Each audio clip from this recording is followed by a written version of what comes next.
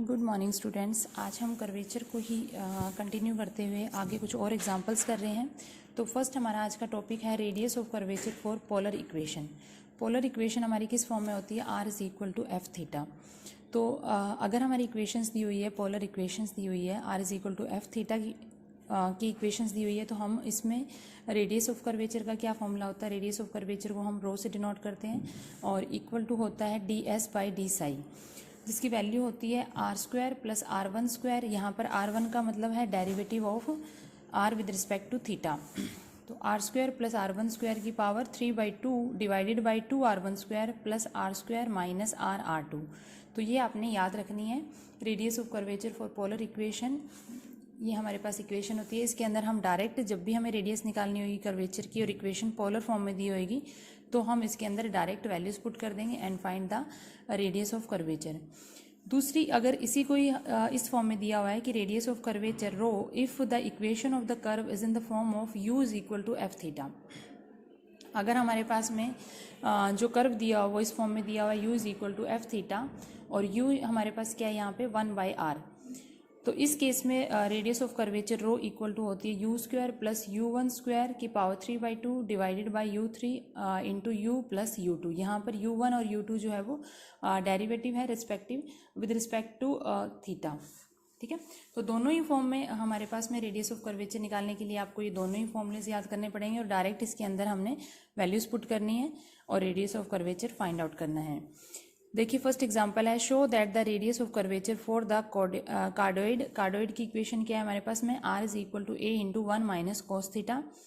और हमें शो करना है कि रेडियस ऑफ कर्वेचर आनी चाहिए हमारे पास 2/3 रूट ऑफ 2ar। उसके बाद सेकंड पार्ट में हमें प्रूफ करना है कि रो स्क्वायर अपॉन r जो है वो एक कांस्टेंट आना चाहिए। ठीक है, तो ये आना चाहिए हमारे पास में कांस्टेंट। सबसे पहले हम देखते हैं equation r is equal to क्या दी हुई है? r is equal to a into 1 minus cos theta, यानी कि हमारे पास में पोलर इक्वेशंस दी हुई है। तो इसके लिए हमारा जैसा कि फॉर्मूला है, इसके अकॉर्डिंग हमें क्या निकालना पड़ेगा? एक तो r1 निकालना पड़ेगा और एक r2 निकालना पड़ेगा, यानी कि r को डिफ्रेंशिएट करना पड़ेगा with respect to theta, first and second derivative. r1 क्या हो जाएगा यहाँ पे? a sine theta and r2 क्या हो जाएगा? इसी का डेरिवेटिव करेंगे तो a कॉस थीटा। ये वैल्यू जो है वो हम इस फॉर्मूले के अंदर पुट कर देंगे। Now r is equal to हमारा क्या फॉर्मूला है? R square plus R one square की power 3/2 divided by 2r1 square plus R square minus R R two. ठीक है, ये सारी वैल्यूज जो हमने r1 और r2 की वैल्यू निकाली है और r हमें गिवन है, वो तीनों वैल्यूज को हम इसके अंदर इस फॉर्मूले के अंदर पुट कर देंगे। r क्या दिया हमें? a into 1 minus cos theta, square करना है, इसका स्क्वायर कर दिया हमने, प्लस r1 स्क्वायर हमारे पास क्या हो जाएगा? a square sine square theta, इस पूरे की पावर क्या है? 3/2 and divided by 2r1 square a square sine square theta plus r square a square 1 minus cos theta का square minus r into r2। r क्या है हमारे पास में? a और r2 क्या? a cos theta. r1 क्या है हमारे पास में? सॉरी, r हमारे पास में a into 1 minus cos theta और r2 है a कोस थीटा। तो ये दोनों वैल्यूज हमारे पास ये आ जाएगी। अब ऊपर वाली वैल्यूज में से अगर हम r स्क्वायर की पावर 3/2 करते हैं तो हमारे पास क्या हो जाएगा? a cube, sorry a square की पावर 3/2 करते हैं तो a क्यूब कॉमन निकल गया, इसको भी हमने ओपन कर दिया स्क्वायर को, तो ये आ जाएगा 1 plus cos square theta minus 2 cos theta plus sine square theta की पावर 3/2 डिवाइडेड बाई यहाँ पे क्या कॉमन निकल जाएगा? a square. ये आ जाएगा 2 साइन स्क्वायर थीटा, इसका भी हमने स्क्वायर ओपन कर दिया, इसको हमने ब्रैकेट को ओपन कर दिया, तो हमारे पास आ जाएगा minus cos theta plus cos square theta. ठीक है, अब यहाँ से कैंसिल हो गया, हमारे पास बच गया ऊपर a। Sign square theta plus cos square theta क्या हो जाएगा? 1 प्लस 1 क्या हो गया? 2 माइनस 2 कोस थीटा। सिमिलरली नीचे भी हमारे पास में क्या टर्म्स आ जाएगी? a कोस स्क्वायर थीटा ये है, a कोस स्क्वायर थीटा ये है, तो ये क्या हो जाएगा? 2 cos square theta plus 2 sine square theta, 2 common निकालेंगे, sine square theta plus cos square theta is 1, तो ये 2 आ जाएगा और एक ये 1 3, तो ये हमने लिख दिया 3 एंड ये आ जाएगा माइनस 2 कोस थीटा और माइनस कोस थीटा क्या हो जाएगा? माइनस 3 कोस थीटा। अब इसमें से भी हम 3 कॉमन निकाल देंगे, हमारे पास में क्या रह जाएगा? इसमें से अगर हम 3 कॉमन निकाले तो अंदर रह जाएगा 1 माइनस कोस थीटा और ऊपर वाली टर्म में से 2 कॉमन निकाल रहे हैं तो ऊपर भी क्या आ रहा है? 1 माइनस कोस थीटा। तो इसको हम ऊपर ले जाएंगे, पावर 3/2 माइनस 1 आ जाएगा, तो ये पावर क्या हो जाएगी? 1/2। 2 भी कॉमन निकाल दें तो 2 की power 3/2 into a 1 minus cos theta की पावर 1/2 डिवाइडेड बाई 3। देखिए अब हमारे पास में क्या आ गया है, रो हमारे पास में 2 की पावर 3/2 a अपॉन 3 तो कॉमन था, और इसके साथ में वैल्यू क्या आई थी, a into 1 minus cos theta. अब a into 1 minus cos theta जो हमारे पास में वैल्यू आई थी, a into 1 minus cos theta, वो किसकी इक्वल थी, ये हमें r गिवन है तो इसकी जगह हम r का यूज़ कर सकते हैं। ठीक है, तो ये हमारे पास में a into 1 minus cos theta की जगह हमने यार r यूज़ कर लिया। देखिए इधर हमें दिया हुआ है a into 1 minus cos theta की पावर 1/2 दी हुई है, तो इस पूरे को हम क्या लिख लेंगे, यहाँ से हम वैल्यू निकाल लेते हैं, 1 माइनस कोस थीटा की वैल्यू निकालते तो ये आ जाएगा r अपॉन a। तो 1 माइनस कोस थीटा रूट को हम क्या लिखते हैं, r अपॉन a की पावर 1/2। तो ये हमने लिख लिया r अपॉन a की पावर 1/2, और इसी को सिंप्लीफाई करके हमारे पास क्या आ गया, 2/3 रूट ऑफ 2ar। अब हमें ये हमारे पास आ गई इक्वेशन रेडियस ऑफ कर्वेचर। हमें प्रूफ क्या करना है, एक सेकंड पार्ट में हमें प्रूफ करना है कि rho square upon r is a constant. तो रो स्क्वायर निकालने के लिए हमने दोनों साइड स्क्वायर कर दिया, हमारे पास वैल्यू आ गई 8a अपॉन 9r, एंड इस r को अपॉन में ले जाएंगे तो rho square upon r is equal to this which is a constant function. तो इस तरीके से हमने प्रूफ करना है।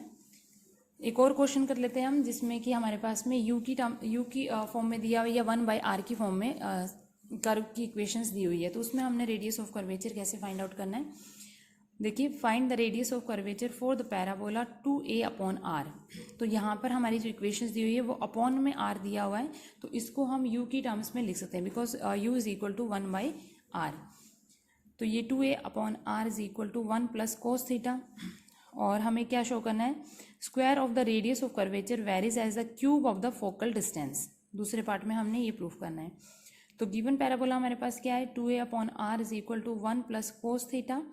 नाउ 1 अपॉन r की जगह हमने u पुट कर लिया यहाँ पे, तो 2au is equal to 1 plus cos theta. तो इस फॉर्म में जब u की टर्म्स में दिया होता है तो हमारे पास में रेडियस ऑफ कर्वेचर किसकी इक्वल होता है, u square plus u1 square की power 3/2 upon u cube into u plus u2। ठीक है, तो इसके लिए हमने u1 और u2 फाइंड आउट करना पड़ेगा। तो u1 हमने डेरिवेटिव कर दिया विद रिस्पेक्ट टू थीटा, तो 2a u1 is equal to minus theta and 2a u2 is equal to minus cos theta. अब ये सारी वैल्यूज जो है वो हमने इस फॉर्मूले के अंदर पुट कर दी। पुट करने के बाद में हमारे पास में क्या वैल्यू आ जाएगी, इसी को हमने सिंप्लीफाई कर दिया। सिंप्लीफाई करने के बाद में हमारे पास में वैल्यू आ गई 1 upon 8 a cube 2 into 1 plus cos theta की पावर 3/2 अपॉन में 1 upon 16 a 4 into 1 plus cos theta की पावर 3। ठीक है, तो ये वैल्यू, इसी को हमने सिंप्लीफाई, इसको कैंसिल आउट कर दिया, तो ये वैल्यू आ गई 4√2 अपॉन a, 4√2a अपॉन में आ गया 1 प्लस कोस थीटा की पावर 3/2। ठीक है, तो ये इक्वल टू क्या आ जाएगा हमारे पास में, 2 अपॉन रूट a r की पावर 3/2, जैसे कि हमें गिवन है उसी का हमने यूज़ किया, इसका इक्वेशन का यूज़ किया कि 1 प्लस कोस थीटा की वैल्यू का यूज़ किया यहाँ पे। ये किसके इक्वल है, 2a अपॉन r, तो इसी का यूज़ करके हमारे पास में ये वैल्यू आ गई। नाउ रो स्क्वायर हमारे पास क्या आ गया, ये तो हमारे पास रेडियस ऑफ कर्वेचर आ गई।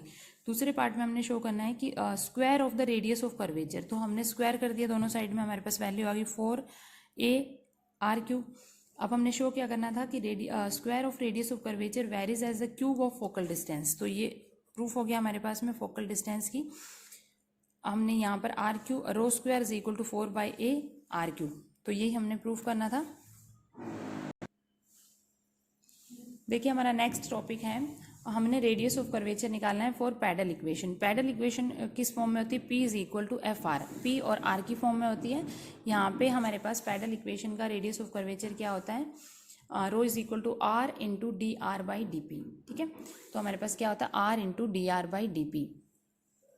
तो सिंपल अगर हमें इक्वेशंस दी हुई है, pedal equation P is equal to F r की फॉर्म में दी हुई है, तो हमने रेडियस ऑफ कर्वेचर निकालना है R into D are by D P. और दूसरी हमारी होती है कि हम सबसे पहले पैडल इक्वेशन को मतलब कि अगर हमें पोलर इक्वेशंस गिवन है और वहाँ पर r की कुछ पावर्स दी हुई है, सिंपल हमें r is equal to f theta का फंक्शन नहीं देखें, r की पावर m या r की पावर n इस तरीके की टर्म्स में दिया होता है, तो उसमें हमने क्या करना होता है, पोलर इक्वेशन को पहले पैडल इक्वेशन में चेंज करेंगे। वो कैसे चेंज करेंगे, ये रिलेशन हम यूज़ करेंगे tan pi is equal to r d theta by d r. उसके बाद हमने पाई की वैल्यू फाइंड आउट करनी है। पाई की वैल्यू फाइंड आउट करने के बाद में इस इक्वेशन के अंदर हमने पाई की वैल्यू पुट करनी है, p is equal to r sine pi. ठीक है, फिर हमने एलिमिनेट करना है थीटा को and to get the pedal equation, और उसके बाद इस तरीके से हमने इसका radius of curvature find out करना है। ठीक है, तो ये हमारा क्या है रूल, जब हम पोलर इक्वेशन को पैडल इक्वेशन में चेंज करेंगे।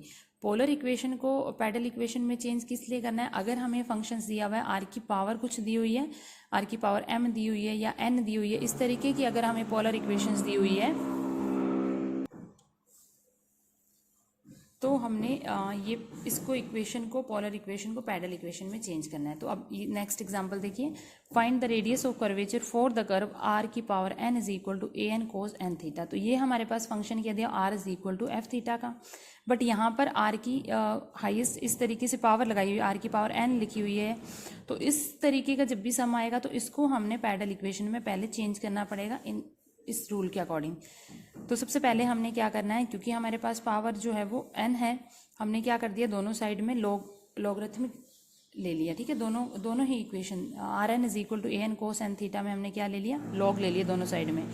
तो हमारे पास में क्या आ जाएगा, ये n log r is equal to n log a plus log cos N theta. ठीक है, taking log on both sides we get this. अब हमने क्या कर दिया, differentiating with respect to theta, क्योंकि हमें क्या निकालना है, d theta by d r. तो हम d are by d theta निकाल के उसको चेंज कर लेंगे। तो अब हमने इस इक्वेशन को क्या कर लिया, डिफरेंशिएट कर लिया विद रिस्पेक्ट टू थीटा। तो हमारे पास क्या आ जाएगा, n by r D R by d theta, क्योंकि हम इसको किसके रिस्पेक्ट में डिफरेंशिएट करें, थीटा के रिस्पेक्ट में। तो इसके साथ में क्या आएगा, D R by d theta. And ये हमारे पास कॉन्स्टेंट टर्म है, तो इसके लिए क्या आ जाएगा, 0। इसका क्या आ जाएगा, 1 upon cos N theta, and cos N theta का derivative minus N sine N theta. ठीक है, एन से एन कैंसिल हो जाएगा, तो ये वैल्यू आ जाएगी हमारे पास में। अब हमें 1 by r D R by d theta is equal to minus sine N theta upon cos N theta. फिर हमें क्योंकि वैल्यू निकालनी क्या है, are d theta by d r की, तो हमने इसको रिवर्स कर लिया।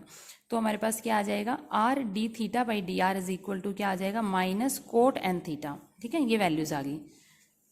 अब हमने ये रिलेशन यूज़ करना है कि 10 पाई को इसके इक्वल रखना है और पाई की वैल्यू फाइंड आउट करनी है। तो इसकी जगह हमने क्या रखना है, 10 pi. Now 10 pi is equal to minus cot N theta. ठीक है, इस कोट को माइनस कोट एन थीटा को हम चेंज कर सकते हैं 10 में, तो हमारे पास क्या आ जाएगा, 10 pi by 2 plus n theta. अब पाई की वैल्यू क्या आ गई, pi by 2 plus n theta. ठीक है, पाई की वैल्यू हमने फाइंड आउट कर ली। उसके बाद हमें क्या करना है, उसके बाद हमने इस रिलेशन का यूज़ करना है, p is equal to r sine pi. Now p is equal to r sine pi, इसके अंदर हमने पाई की वैल्यू पुट करनी है, which is pi by 2 plus n theta. तो ये आ जाएगा हमारे पास में r sine pi by 2 plus n theta. ठीक है, अब ये वैल्यू हमारे पास में आ गई r sine pi by 2 plus n theta. इसको हमने कोस में चेंज कर दिया, तो ये आ जाएगा हमारे पास में कोस आर कोस एन थीटा, इसी की जगह यूज़ किया है। तो ये आ जाएगा आर कोस एन थीटा। ठीक है, ये वैल्यू आ गई हमारे पास में आर कोस एन थीटा। अब कोस एन थीटा की वैल्यू हम जो गिवन हमारे पास इक्वेशंस दी हुई है उसमें से फाइंड आउट कर लेंगे। कोस एन थीटा क्या हो जाएगा, आर की पावर एन अपॉन ए की पावर एन। तो इस कोस एन थीटा की जगह वो वैल्यू पुट कर देंगे, तो ये आ जाएगा आर इंटू आर की पावर एन अपॉन ए की power n. Now d p by d r हमारे पास क्या आ गया था, आर इंटू ये हमारे पास इक्वेशन आ गई थी। अभी हमने p क्या निकाला है, p हमारे पास में आ गया है आर की पावर n अपॉन ए की पावर n। ठीक है, उसके बाद हमने रिलेशन यूज़ करना है।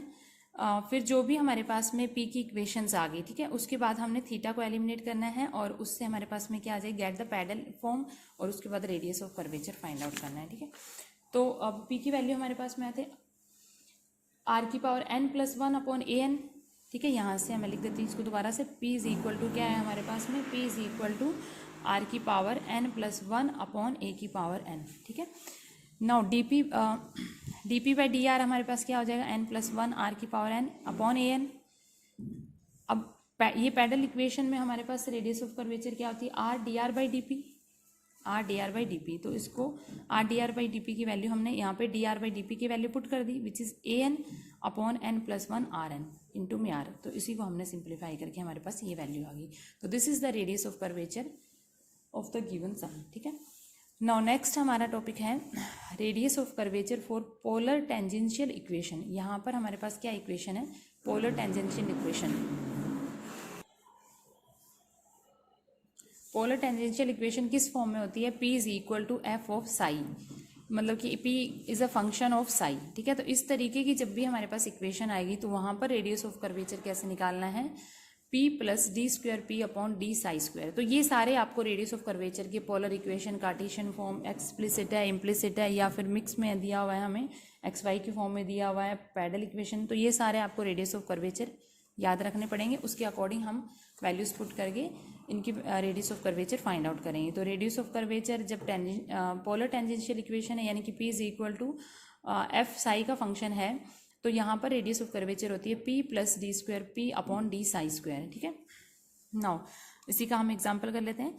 Find the radius of curvature for the ellipse p square is equal to a square cos square psi plus b square sine square psi, यानी कि p is a function of psi. तो ये equation हमारी क्या है, polar tangential equation है। और यहाँ पर जो रेडियस ऑफ कर्वेचर है वो किसके इक्वल होएगा, p plus D square p upon D psi square, यानी कि इसका हमने डबल डेरिवेटिव करना पड़ेगा। तो फर्स्ट हम डिफरेंशिएट करेंगे विद रिस्पेक्ट टू साई, तो हमारे पास क्या आ जाएगा, 2p D upon D Sai. इसका डेरिवेटिव किया तो ये आ जाएगा हमारे पास में a स्क्वायर कॉमन आ जाएगा, 2 कोस साई, एंड कोस साई का क्या हो जाएगा डेरिवेटिव, माइनस साइन साई। इसी तरीके से इसका निकाल लिया, ये कॉमन निकल जाएगा हमारे पास 2 and b square minus a square, तो ये आ जाए कोस साई इंटू साइन साई। उसके बाद अगेन डिफरेंशिएट करेंगे विद रिस्पेक्ट टू साई, क्योंकि हमें इसमें सेकंड डेरिवेटिव का यूज़ करना है। इसी का डेरिवेटिव करेंगे। अब ये क्या आ गया, function product of two functions आ गया।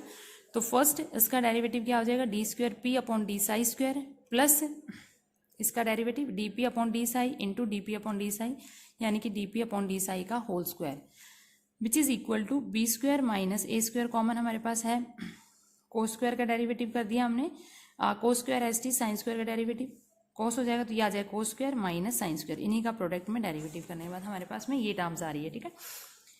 नाउ अब ये वैल्यू हमने फाइंड आउट करके इसकी वैल्यू हमने यहाँ पे पुट करनी है।